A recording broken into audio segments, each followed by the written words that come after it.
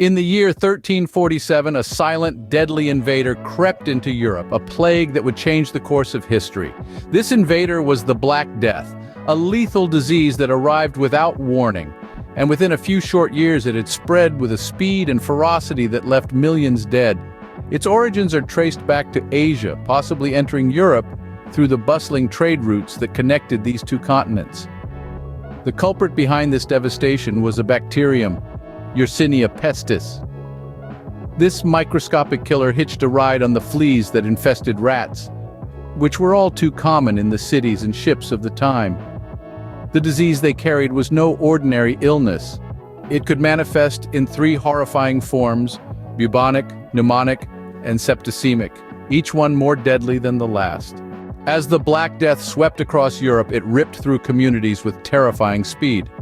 The disease caused by the bacterium Yersinia pestis brought on horrific symptoms. Fever, chills, and weakness were just the beginning. Soon sufferers would find their bodies covered in dark, painful swellings, or buboes, from which the bubonic plague takes its name. Death often followed mere days after the first signs of illness. The relentless spread of the plague left no corner of society untouched. Entire villages were wiped off the map. Bustling cities became ghost towns. The pillars of the economy crumbled as trade ground to a halt. Fields lay untended and the workforce dwindled. Fear and confusion reigned supreme. People were desperate for answers, desperate for salvation. But the plague was merciless. In the midst of this unprecedented catastrophe, however, unexpected changes began to take root.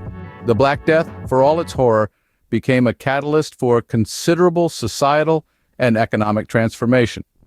As the plague decimated Europe, the population drastically dwindled, leading to an acute labor shortage.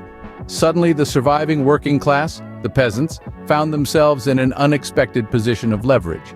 They could now demand higher wages and better working conditions.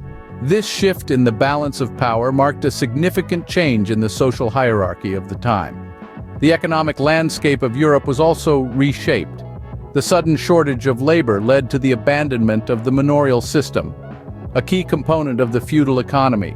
As peasants moved away from serfdom, seizing the opportunity to negotiate their terms of employment, the feudal system began to crumble, paving the way for what we now recognize as wage labor. The pandemic, in its cruel way, had sown the seeds of a new order.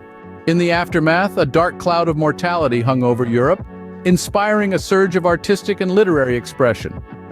Artists began to depict macabre scenes of death, while writers wove tales of despair and redemption, reflecting the societal attitudes towards death and disease. But the Black Death also sparked a revolution in public health.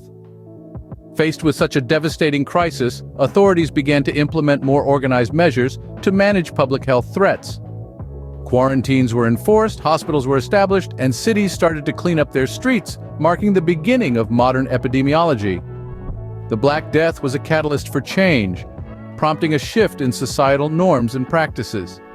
Even as it receded, the Black Death continued to shape our world, a dramatic event that forever altered the path of history.